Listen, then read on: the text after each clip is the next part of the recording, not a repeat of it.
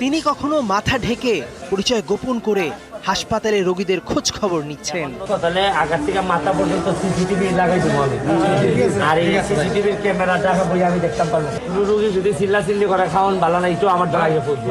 উনি যেভাবে ক্রিকেটটাকে ধারণ করছেন, আমি আশা করি অন্যান্য স্পোর্টস, ফুটবল আছে, কাবাডি আছে, যা যা আছে এগুলাতে একটু একটু করে নজর দিলে, আর পাপন সাহেব আমার বিশ্বাস উনি পারবেন, যেহেতু একটা সফল জায়গা থেকে আসছেন উনি পারবেন, এবং আমি বিশ্বাস রাখতে চাই।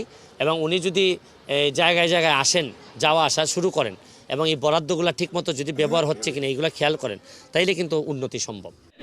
আমি যদি এমপি নাও থাকি, তাও আমার ব্যারিস্টার হিসাবে ইনকামের একটা অংশ আমি সারা জীবন মাধবপুর সোনারঘাটের জন্য আমি কাজ করতে চাই।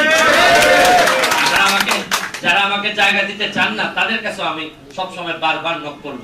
এবং আমি কিন্তু কথা দিছি, এদিকে একটা জায়গায় গেছিলাম, একজন কইছে 2 শতক জায়গা দিব, আমি একটা বাড়ি বানাইতাম ছোট করে, এখানে মাধবপুর আটকাবার ওই যেখানে বলে ডাকাইতেছে। আমি বললাম আমি যদি একটু ডরাইতে সাধারণ মানুষকে তুই আমার ডাকাইতে জায়গা দেও, দগাইলে আমি রাত্রে এরা শুধু